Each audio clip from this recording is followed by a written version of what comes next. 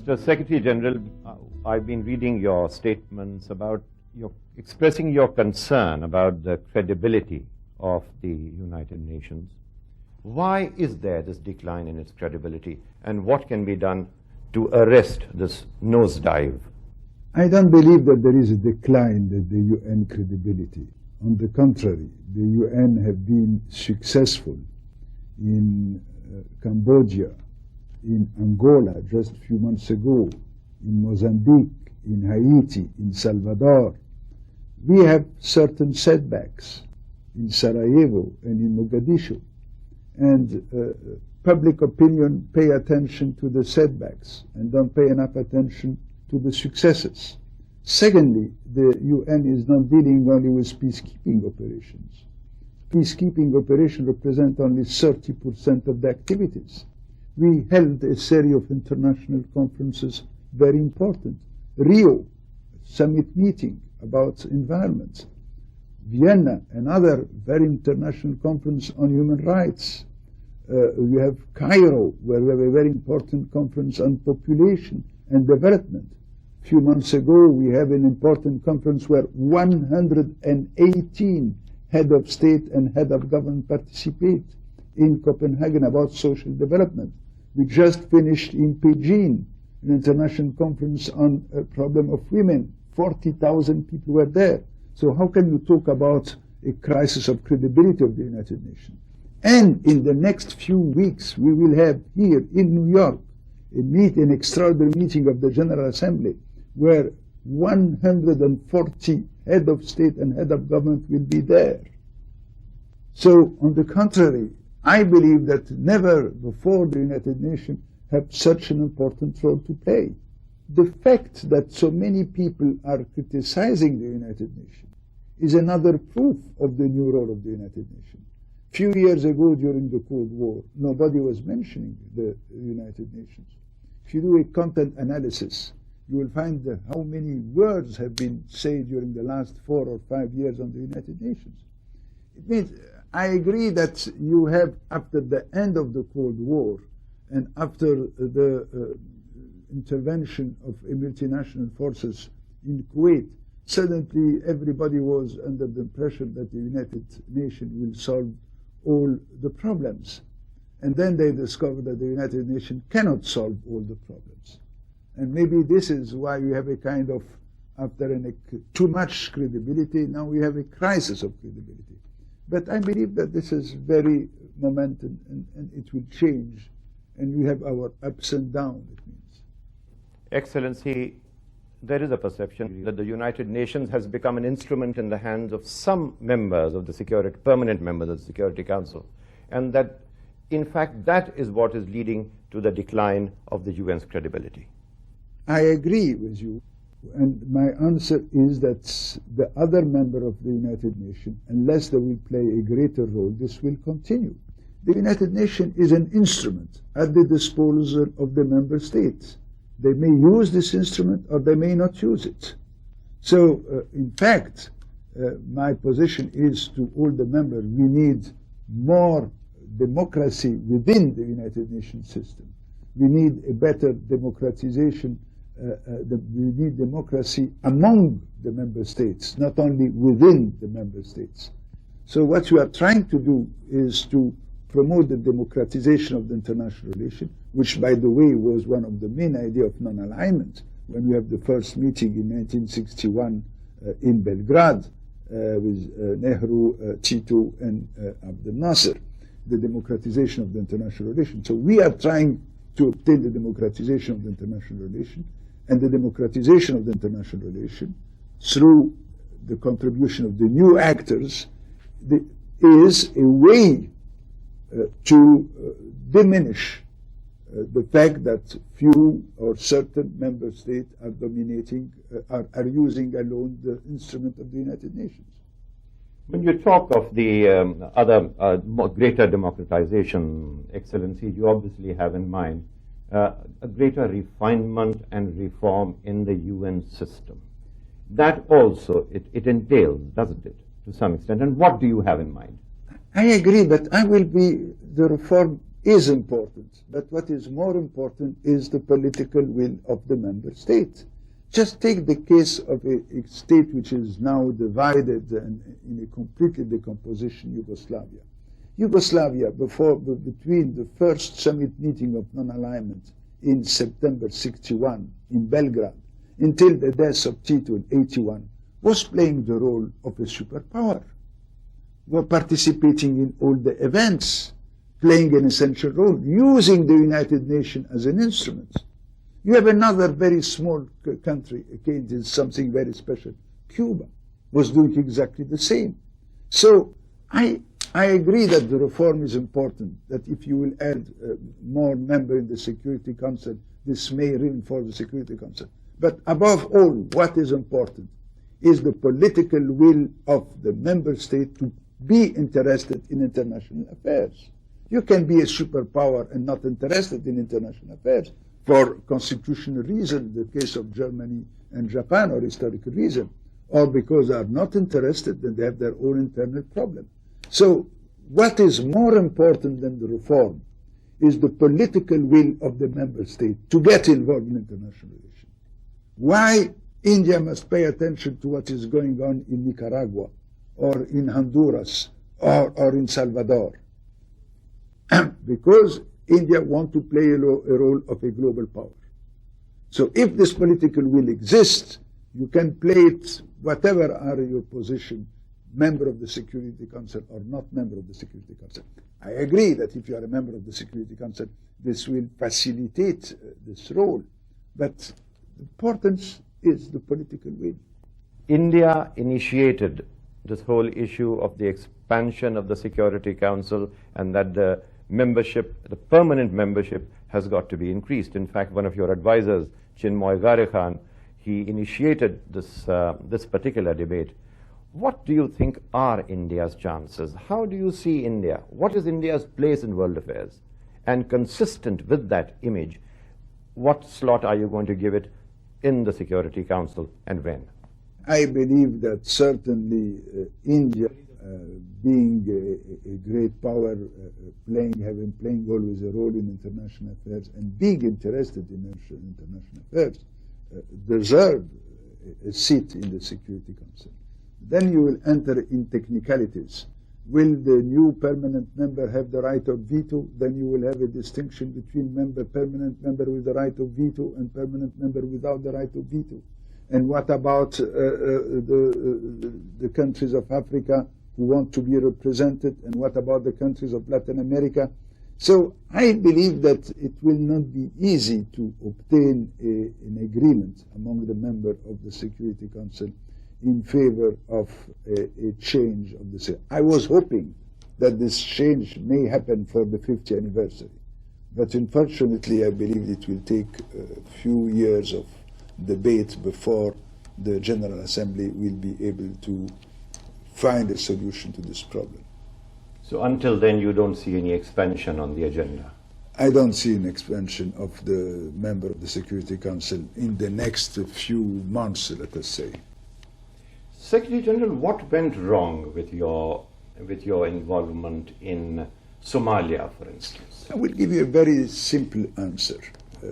If there is a political will among the protagonists of the dispute to solve this dispute peacefully, and if there is a political will among the main actors to solve this dispute, then we can solve the dispute.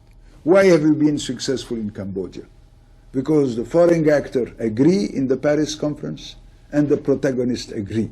Why have we been successful in Salvador? Because in Chapultepec, the 16th of January 1992, we have a meeting, the foreign actors agree, and the protagonists of the dispute agree. In the case of Bosnia, neither the foreign actors agree, nor the protagonists of the dispute, i.e.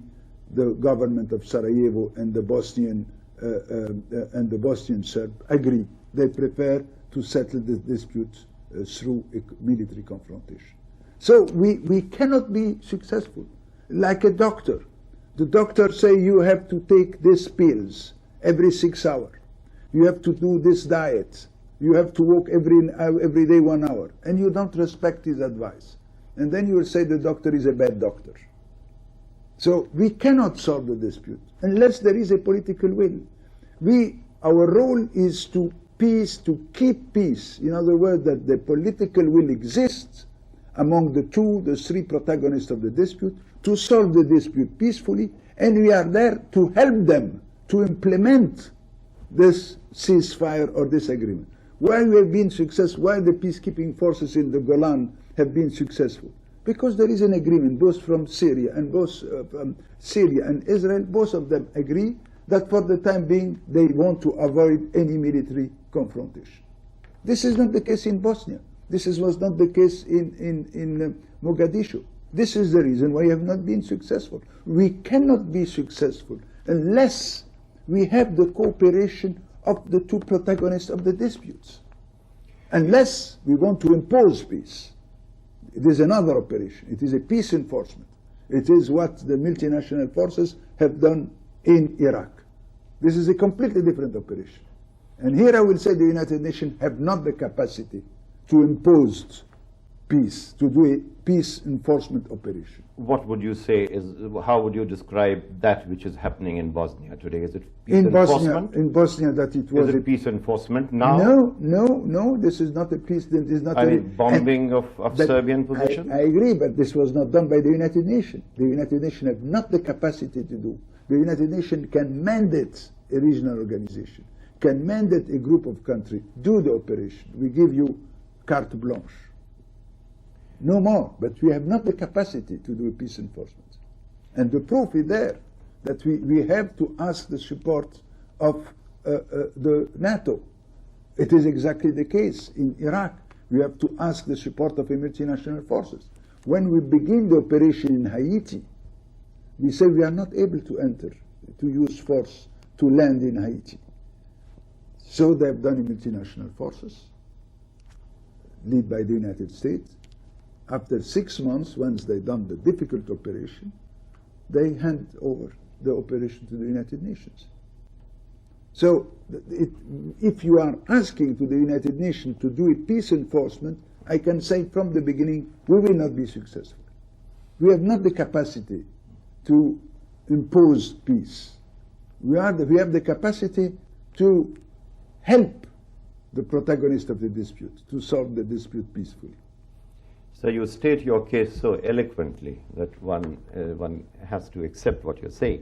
But on the other hand, in the case of Bosnia, Excellency, don't you see that every time, either it is NATO intervenes or does not intervene. Sometimes it does within the aegis of the United Nations. Sometimes it gives an impression of acting almost on its own. Then the United States comes in unilaterally. So one gets the impression, sitting on the sidelines in the third world, New Delhi, that somehow you are being used as a cover. Yes, I agree, but I agree with your analysis. The United Nations is used very often as a cover, and the United Nations is used very often as a scapegoat. When the member states are not capable to take a decision, they just adopt a resolution saying the United Nations will take this resolution, knowing in advance that the United Nations have not the capacity or even the financial capability to implement this resolution. So again, we have to defend the United Nations, and this is the role of the Secretary General, to explain to the public opinion what is the reality and what are the limits of the United Nations as such. Now, in Bosnia, for instance, there are not 3, but there are 9 protagonists. There are the Croats, Serbs, Muslims, there are the European community, the contact group, Americans, and they are playing what they like. Sometimes the United Nations is involved, sometimes the United Nations is used as a cover, and you've got NATO and Americans unilaterally taking actions, and the whole UN system is used as a cover. I completely agree with you, and I say it publicly, that the UN have been used and misused by the actors. And the explanation is because the foreign actors have not been able to agree among themselves what ought to be done, and because the protagonists of the dispute, the Serb, the Croat, still prefer to solve the problem through military confrontation, we have not been able to solve the problem. You know, we have asked additional forces in Bosnia, and we never obtained them. So you had this mythology of safe havens which could never have been protected. Because we have not obtained the necessary forces, and we asked them many times. So we have three problems. One is that we must obtain the agreements of the protagonists of the dispute about the forces. Two, that you must obtain that the contributing country will accept to send soldiers. And three, they may decide in the middle of the battle to withdraw the troops. They have done this in Mogadishu and have no other possibility. The only thing, could you just postpone until I will find additional forces to replace your force? What reports have you received of the Indian peacekeeping mission in Somalia, for instance? The reason why I ask is because I was there in Mogadishu. When the French, the German, the American decided to pull out their troops, the only countries who have accepted to maintain their troops were certain Asian countries, among them India, and certain African countries. But here again I was confronted by a situation where everybody decided to pull out their troops, with the exception of the Asian and African countries. What reports did you get of the Indian contingent? They have done a wonderful work, and I just want to, it is an occasion for me to express my gratitude to India, to the government and to the people of India. You have participated in, I will give you exactly, in I don't know how many, 15 UN peacekeeping operations. You are one of the greatest contributors. Today, you have 2,188 observers and blue helmets in different operations all over the world. So it is an occasion for me to express my gratitude to the government of India, to the people of India, for their contribution in peacekeeping operations. I believe that the government of Afghanistan has written a letter to you and the Security Council that a neighboring country has been interfering in its internal affairs. How are you going to respond to this? Because that country is being ravaged, as you know. I have a special representative there, which is Mahmoud Misteri, and he is on the ground, and he is working with all the party concerned to try to diffuse the tension and to try to find a peaceful solution to Afghanistan. I was myself involved many times. We have different meetings. Remember 3 years ago, before the fall of the former communist regime in Kabul, we were on the point to have an international conference in Geneva. And at this time, a special representative was Benon Sevan, which is now working in the headquarters of the United Nations. So we are trying our best. But again, you mentioned Kabul. It is a very interesting case. More people have been killed in Afghanistan than in Yugoslavia. But media pay attention to what was going on in Sarajevo, and nobody is paying attention to what is going on to Kabul. Why do you think? I don't know. This is my problem. And my problem as Secretary General is to, as much as I can, to pay the same attention to all the situations. And it is difficult because when media pay attention to Sarajevo or to Haiti or to any other place of the world, this is practically at the expense of 10 or 12 other operations.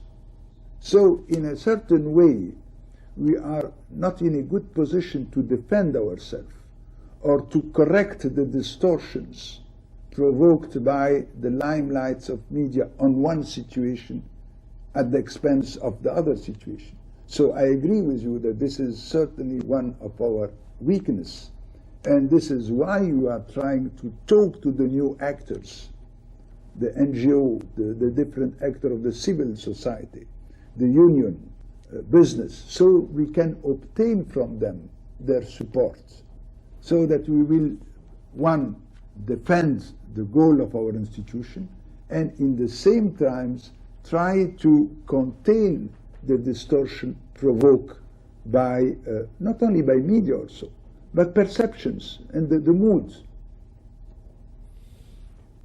In your report, Secretary General, you have touched on the question of India-Pakistan tensions therein. The Indian government and Indian side is agreeable to have bilateral discussions with Pakistan. What can you do to bring about, ask Pakistan to sit on the table? I know the point of view of India. This is the Simla agreement mentioned bilateral talk. What I'm saying that the United Nations belong both to India and to Pakistan. So we are not a foreigner. You belong to, it is an instrument who belong to you, and I am ready to play a role of an honest broker. I need the agreement of the two parties, and I'm ready to play this role of honest broker. An honest broker will not intervene, will not play a role, but we just may help to have direct contacts, may help to overcome certain difficulties, and I'm ready to play this role. Excellency, is the question of terrorism exercising you as Secretary General? I mean, we are victims of trans-border terrorism. What is the hesitation? What are the nuances that impede any real engagement of a discussion on that subject? I believe that the discussion had begun in the General Assembly. The resolution had been adopted already. It is something new. It is like transnational crimes. It is like the problem of environment. It will take time until the international community will accept to work together in this specific field. But I'm sure that they will be compelled to do it, because terrorism become international, like drugs, the traffic of drugs is transnational, like disease are transnational, and sooner or later the United Nations will be more involved. We have an international conference in Napoli last year, which was a very interesting one, about transnational crimes and the importance of cooperation between the different police of the world. But again, this is new, so it will take time. But I'm sure that the international community will be more. It's interesting that you mentioned transnational crime, because we in India are victims of transnational terrorism. I mean, there is terrorism from across the border, and one wonders whether the world community should not be taking a hard look at it. I believe that the world community is taking in consideration this new aspect of which represent a threat to peace. It may take time, but I'm sure that the international community will be involved, may create new institutions or may adopt new rules to cope with this new phenomenon. You've been in international affairs for so long, Excellency. Just for Indian viewers, do you have any memories of Indian statesmen like Nehru and... Oh yes, certainly. I was in personal contact with Nehru since the 58. I know Mrs. Indira Gandhi too. I've worked with both of them. We have participated in different non-aligned conferences. At the time when I was dealing with the foreign affairs of Egypt, we have a special relation between India and Egypt, and we want to reinforce this special relation, and I was involved in the bilateral negotiation, and I participate in many international conferences in Delhi. Excellency, the very ambitious agenda that you have set for yourself cannot be completed in one term. So are you accepting a second term?